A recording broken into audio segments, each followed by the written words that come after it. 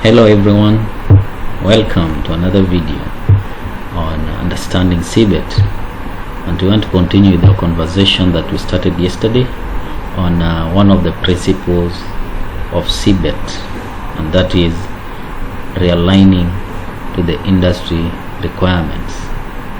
So today we are going to look at which method can we use to achieve this alignment. So one way is partnering with the industry.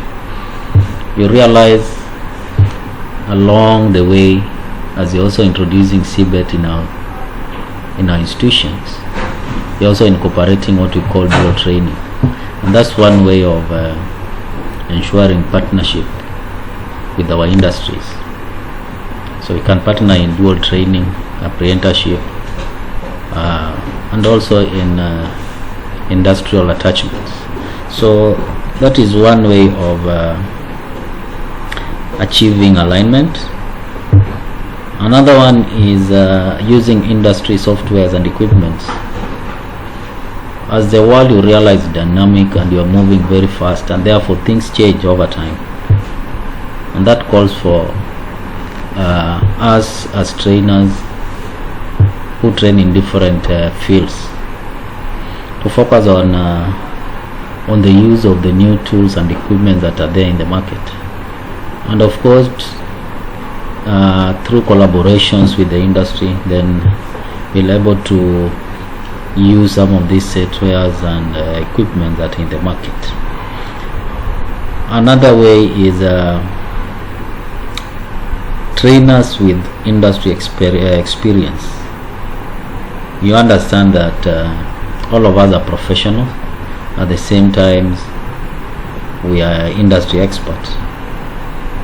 So coupled with training skills and of course the technical aspects, then we're able to achieve alignments. And for us to achieve this, then we need trainers who have industry experience. And there's been a move for some time now in the TVET world that all the technical courses need to be trained, to be taught by trainers with industry experience. Of course, there are many other ways of achieving this alignment. So what are the methodologies that surrounds industry alignment? Of course, one of them is development of occupational standards. So for us to train with the industry in mind, we need to have occupational standards that are developed by the industry. So when you have the OS, then you're able to develop occupational training curriculums that supports the industry requirement. After which, when you develop curriculums, then you develop you now go on to develop other tools for content delivery, and we'll be looking at these and unpacking how do we develop occupational standards and which methods can we use to develop curriculums. And of course, we'll be focusing on training aspects when we'll be looking at active learn activities. So this is the methodology of aligning our curriculums, our courses to industry. So there's a method that is involved. One is development of OS, development of curriculums, and then training delivery. So let's focus on developing occupational standard. So you may understand that occupational standards are statements of work performance that reflect the ability to successfully complete a function that is required in an occupation. So it just outlines what needs to be done by that person, as well as application of knowledge, skills, and understanding in an occupation. Basically, occupational standard outlines duties, performance, measurements, enablers, and many other aspects that are required to conduct or perform a task or duty. And therefore, these occupational standards are usually developed by the industry, of course, in collaboration with experts, trainer experts, and therefore typically is developed by industry experts and are usually approved by a government agency or authorized bodies. In this case, those who approve occupational standards, the CDACs and TVET. And therefore there is need for us to develop occupational standards that are market driven. So what's the process of developing occupational standard? But if our knowledge is to understand that before you develop an occupational standard, you need to do needs assessment, training needs assessment, and it's a very important component to understand what are the needs of the industry, and therefore developing surveys, conducting research, and then coming up with a recommendation to what we need to train in our institutions. Therefore, the first component before you develop an OS is informed by conducting need assessments. So when you have the needs assessment, now that we understand the needs, then we can now develop our occupational standards. And in this case, we need to establish a technical committee that usually consists of industry experts, at least 2 or 3. You also have trainers in that industry or in that occupation, and then we're able to sit down and develop the core duties of this person.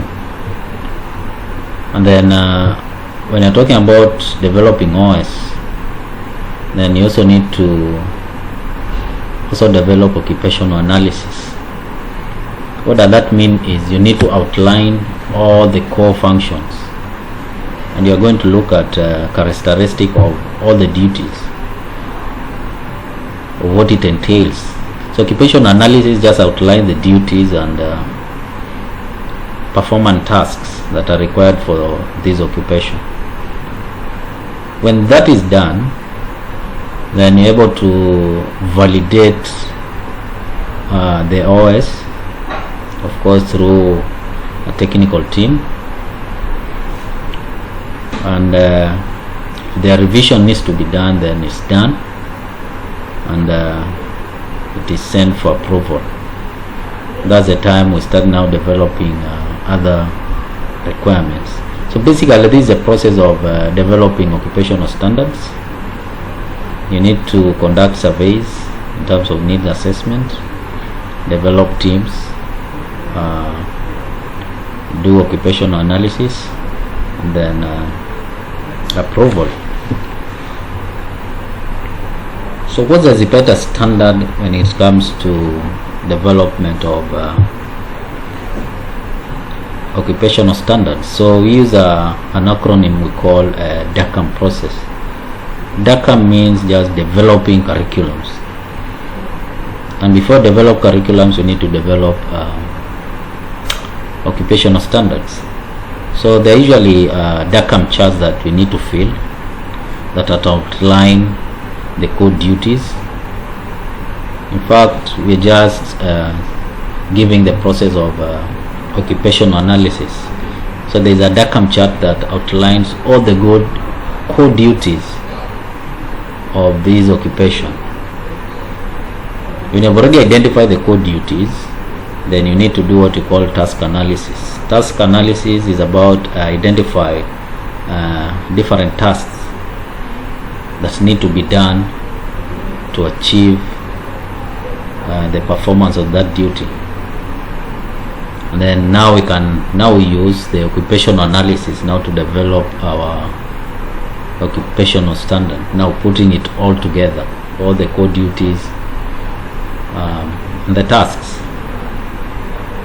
When that is done, then you'll be able now to develop curriculums learning guides, and assessment tools, majorly for content delivery in class. So you can see this is a process that are involved before you develop a curriculum. Therefore, it's important for us to understand all these CBET standards. So, talk about occupational analysis chart, because this is the first step that we need to fill or identify. So, it defines the duties and respective tasks about an occupation that we identify during the needs assessment. When you're talking about duties, we are looking at the core competency of an occupation. Yeah? So those are the core duties. And when we talk about the core duties, there are characteristics that we need to focus on. One, the duty should be employable. Yeah, you can use the duties to employ an individual in that occupation. And another characteristic of duties that we need to focus on is they should be certifiable. So you should be able to give certificates to the core duties. So it's very important that you need to outline duties that are employable and certifiable.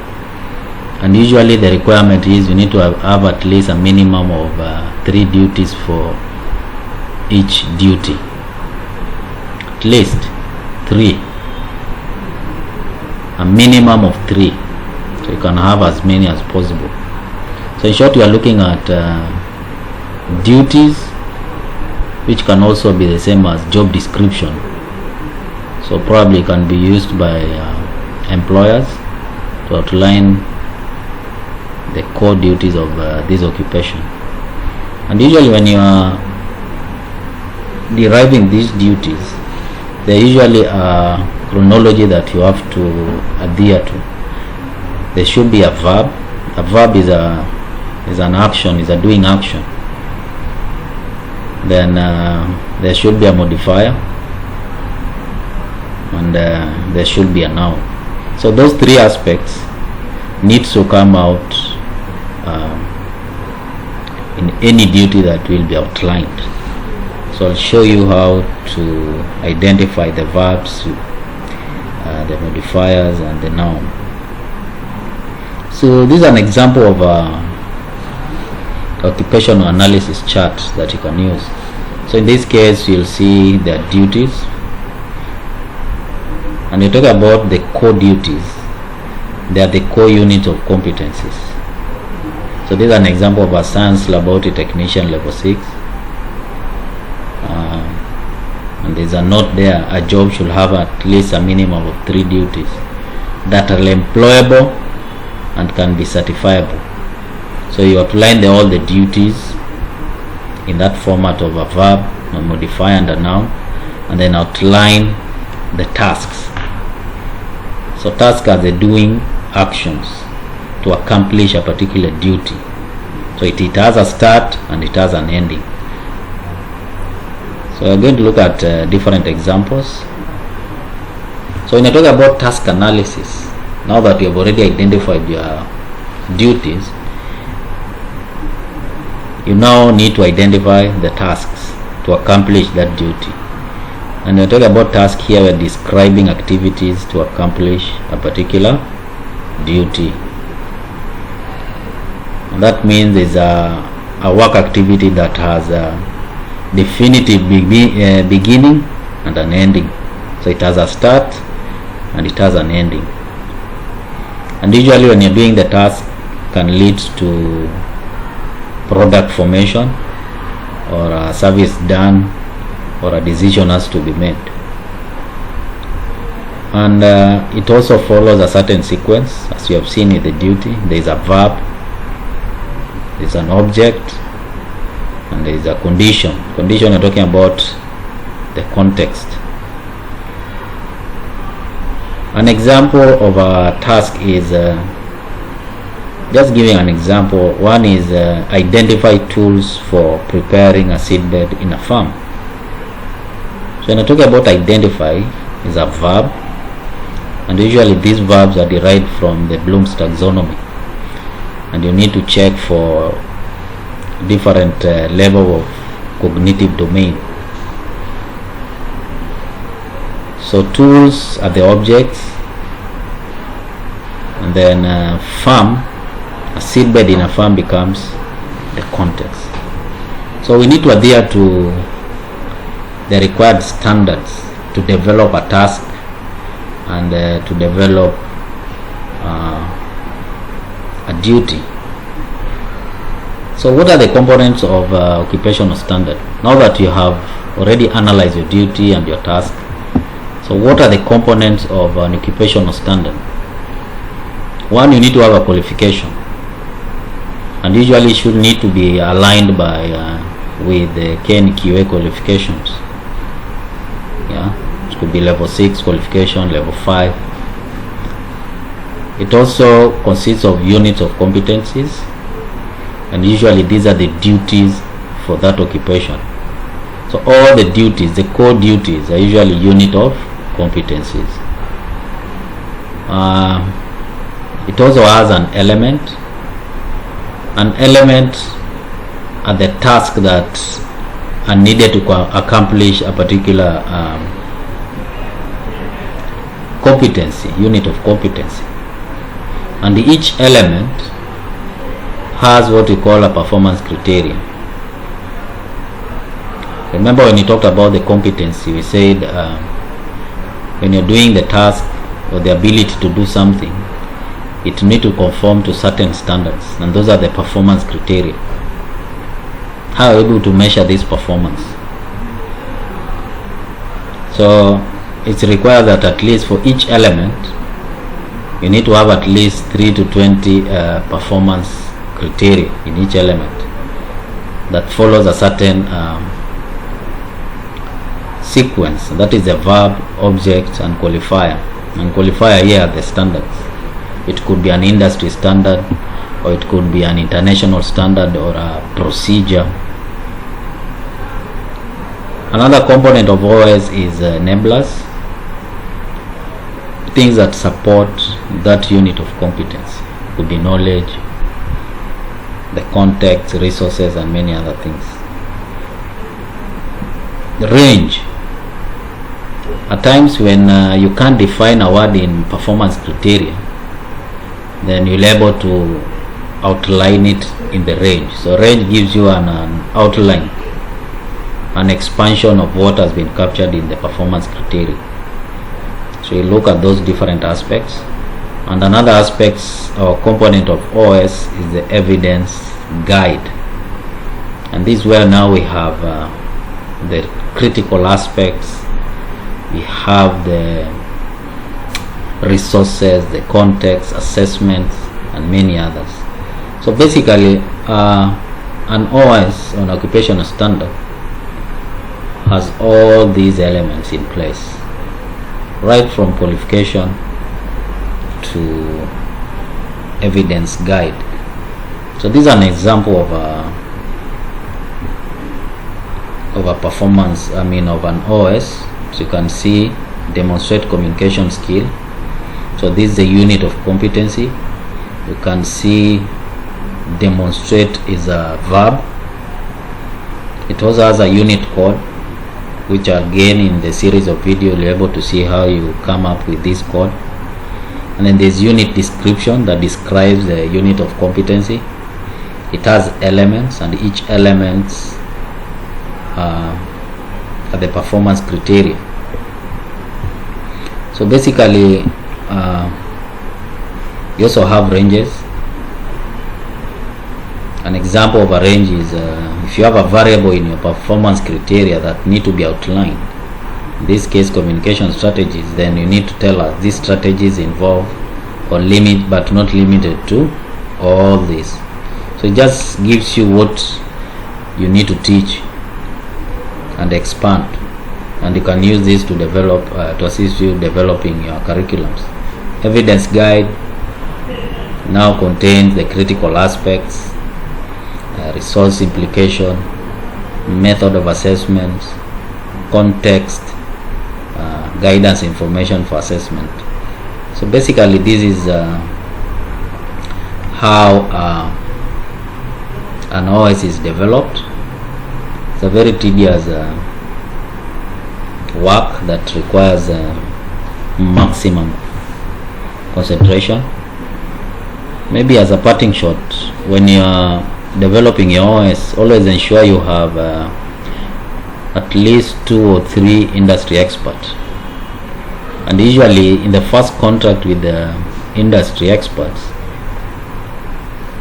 you need to at least have their details, the 3 names, their qualifications, experience, number of years of experience, their email address, their phone numbers. Usually these are required for approval. So in the first contact with the industry experts, then you need to have all those details. So I believe today you have gained some knowledge on how you're able to develop occupational standard, and looked at the methodology that you need to have before you start developing occupational standards. So moving forward, we'll look at how to develop a curriculum. So for those who have subscribed, thank you for your support, and for those who haven't subscribed, please subscribe so that you're able to be notified for the next series of video. Thank you.